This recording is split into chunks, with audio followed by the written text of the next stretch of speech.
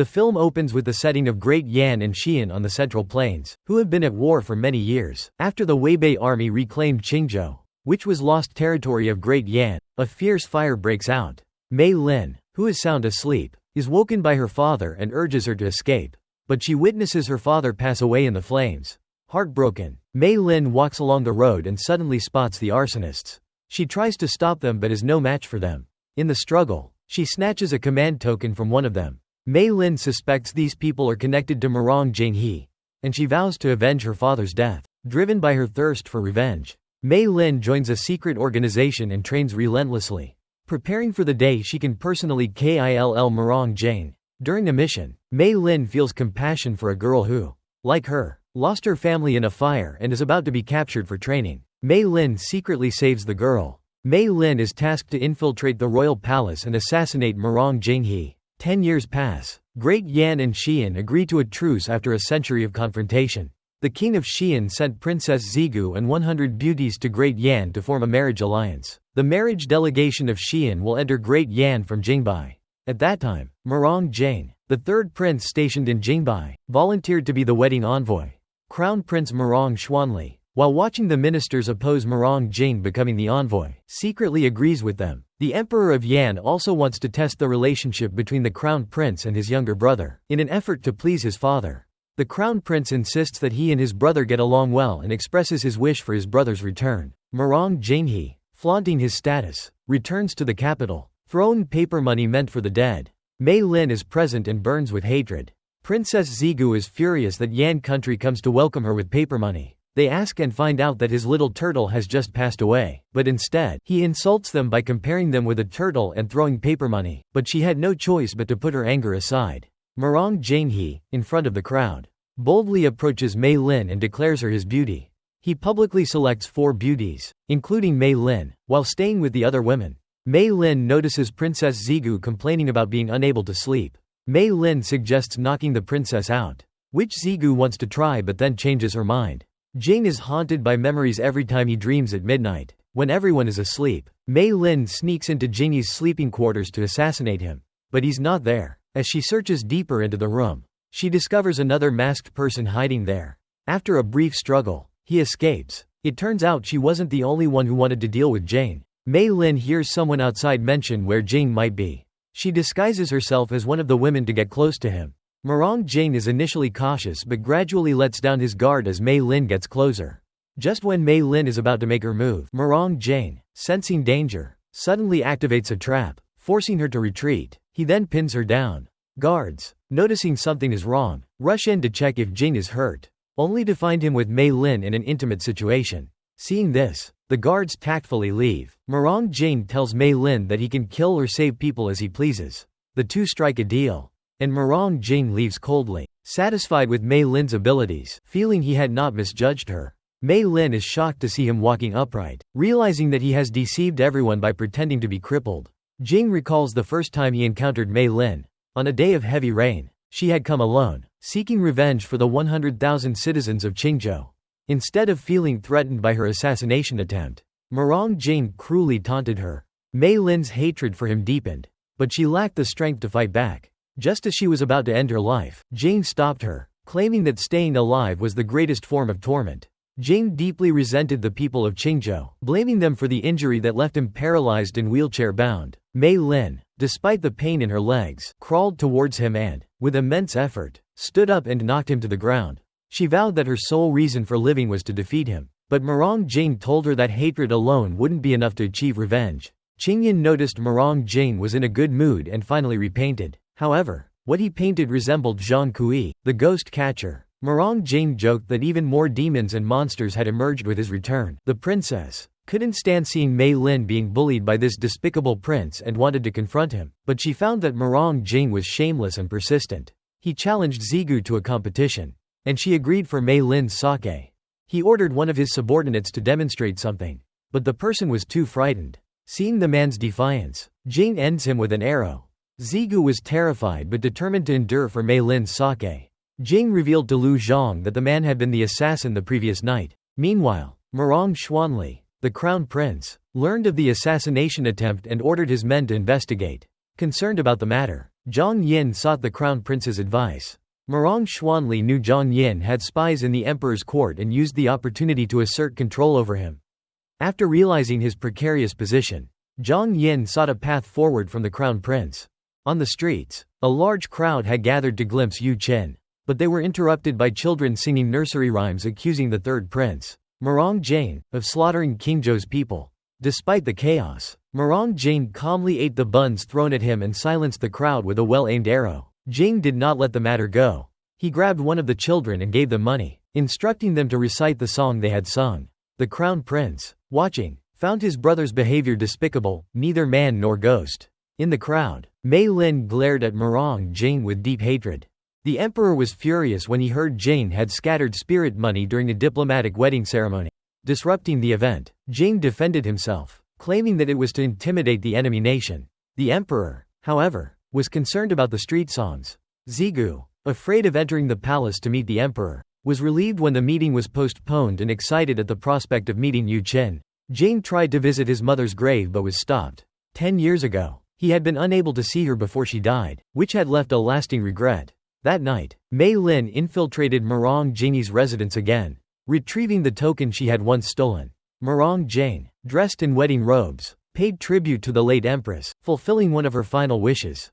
After dismissing his servants to speak privately at the shrine, he discovered someone eavesdropping. Returning to her base, Murong Jane immediately suspected Mei Lin. She realized the command token she had stolen years ago seemed different from the real one. Just as she was deep in thought, she was summoned by her master, who poisoned her again for acting on her own initiative. The master asked her to obey his orders and not to disobey him again. Since Murong Jing returned from Qingzhou, his spirit has gradually withered, drowning his sorrows in alcohol each day. Despite Murong Xuanli's deep hatred for his brother, he still maintains the appearance of brotherly respect, frequently visiting Prince Jing's mansion to show concern and falsely advising him to treat his leg injury. Although they seem to reminisce about the past, both are actually probing each other. Jing already suspected that the crown prince must have caused the fire in Qingzhou.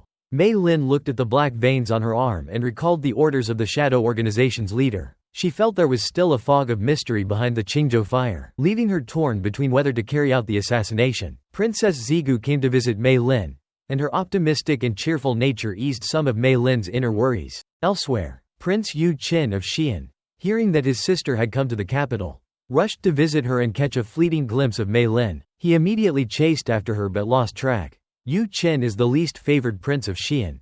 During the war, he had been helped by Mei Lin, developing unspoken feelings for her. After Xi'an's defeat, he volunteered to enter Dai'an as a hostage to protect his sister and mother. Though only briefly, he never expected to meet Mei Lin again in Zhaojiang. Afterward, Yu Qin met with his sister, Princess Zigu, and assured her he would leave Dai'an once she had fully adjusted to life there. In truth, Princess Zigu felt anxious about her future husband. Knowing that as a princess, she could not control her own fate or love, resigned to the fact that she must marry the emperor of Dai'an. The grand banquet celebrating the royal marriage proceeded as scheduled. Princess Zigu was bestowed the title of Yan consort and resided in the Fanghua Palace. Murong Qian distributed concubines to various nobles and princes. Murong Xuanli, attempting to uncover the truth, deliberately requested to choose Mei Lin in front of everyone, fearing his elder brother would discover Mei Lin's true identity. Murong Jane had to stand up from his wheelchair to declare his affection for Mei Lin, pulling her into his arms. This startled everyone because they thought he had been permanently disabled since 10 years ago. Before Mei Lin could make a move, she whispered to Jane for help, betting that he was not the real culprit behind the Qingzhou fire and that he intended to overturn the case. Using a fake token as bait, she sought cooperation. Before Jane could react, Mei Lin stabbed a hairpin into his chest. Fortunately, Murong Jane wore soft golden armor and only suffered a minor injury. Jane feigned weakness, hoping to have his elder brother handle Mei Lin. Murong Xuanli, however, was shocked to discover that Mei Lin was a Black Vein Death Squad member, suspecting she might be connected to Zhang Yin or his brother. But the Black Vein Death Squad was wiped out 10 years ago, leaving no evidence. Jing went to prison, where his brother tried to use Mei Lin to force his brother into submission, but Mei Lin remained indifferent as if the matter had nothing to do with her. Later, Murong Jane met with Zhang Yin alone, subtly hinting at a deeper topic, making Zhang Yin realize that the crown prince might abandon him in a crisis. Mei Lin, subjected to brutal torture, was locked in a dark, lightless cell. Feeling as though all hope of survival was gone, until she saw a flower growing through a crack in the stone. She mustered her strength to crawl over and protect it, telling herself she couldn't die. Murong Jane, witnessing this scene, was moved by Mei Lin's determination to survive as the last orphan of Qingzhou. He ordered Qing Yan to secretly protect her life, preventing Zhang Yin from silencing her. With Mei Lin imprisoned, rumors spread among the Dian people that Xian harbored ill intentions, threatening diplomatic relations between the two countries. Worried about Mei Lin's safety, Yu Chen immediately brought his servant Shumo and waited outside the palace the entire night to request an audience with the emperor. Finally, Eunuch conveyed the emperor's decree that the assassination attempt had nothing to do with Xian, but Mei Lin's crime of attempted murder could not be forgiven.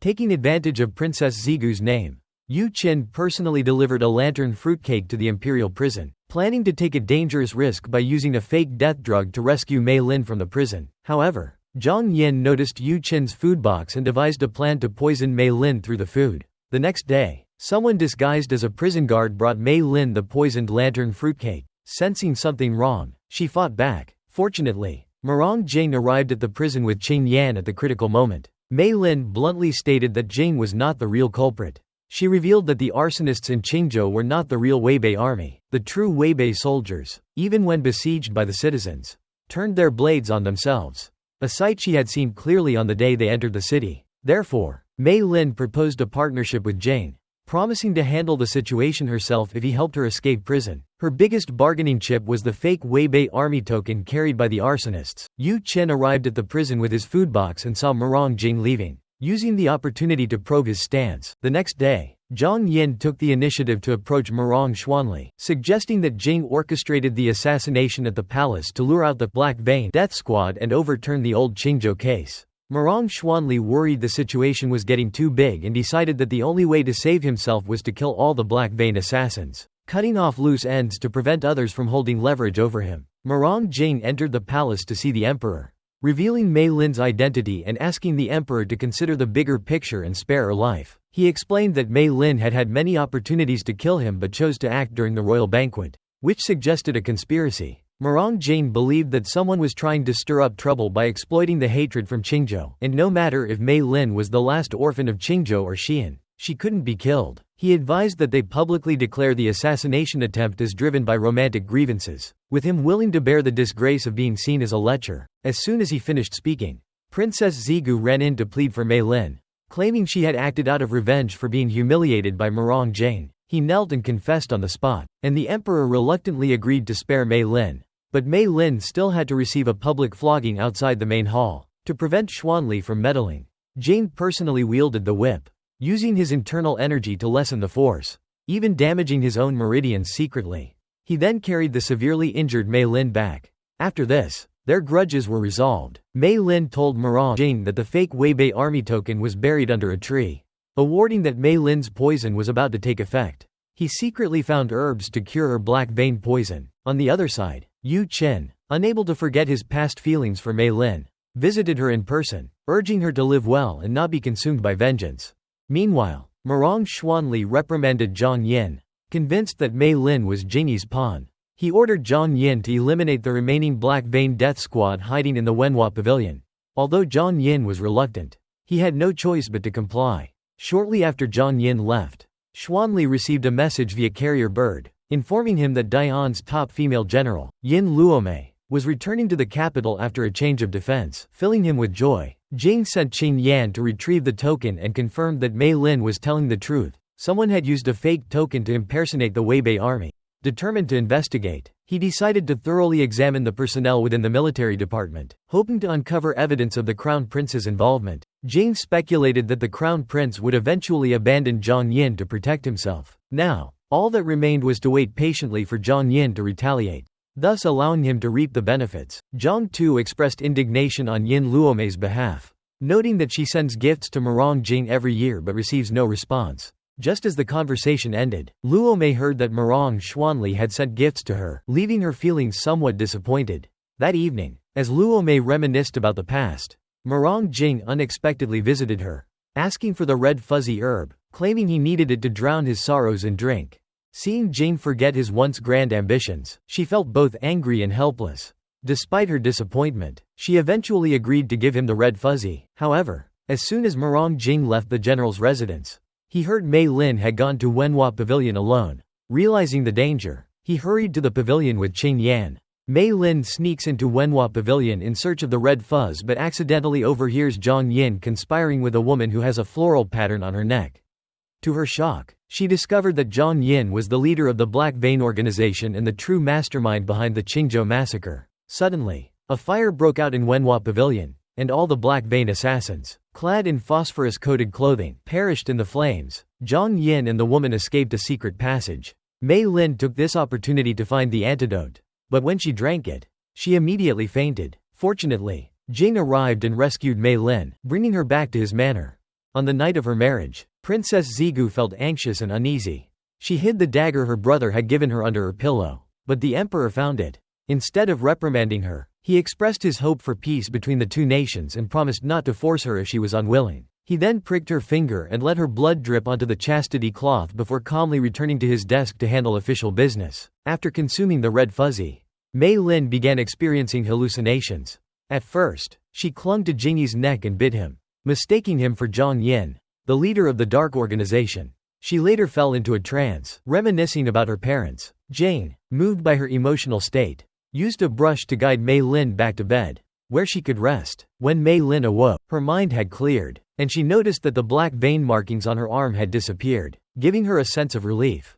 A physician informed Jing that although the red fuzzy had alleviated the poison, Mei Lin's body differed from others. Having consumed too much rotten food during her years of wandering, her body had been damaged. While the red fuzzy had temporarily suppressed the poison, it would only buy her one more year. If she took it again after a year, she would die instantly. Despite the slim chances, Jing ordered the physician to prepare an antidote, leaving the rest to fate. In the meantime, Minister Wang hurriedly reported to Murong Xuanli that all the Black Vein assassins in Wenhua Pavilion had died in the fire, and only Zhang Yin's belongings were found, suggesting that Zhang Yin was also likely. Yu Chen, playing chess with the emperor, was reluctant to let Mei Lin go and proposed that 100 beauties from Honglu Temple first study literature before being assigned to the nobles, volunteering himself as their teacher. After some consideration, the emperor agreed. When Mei Lin awoke, she told Jing that Zhang Yin had not died in the fire but had escaped through the secret passage. However, she could not understand why he would drag 100,000 Qingzhou citizens to their deaths over personal grievances. Jing, equally furious and heartbroken, lamented how the Weibei army had suffered unjustly due to Zhang Yin's actions.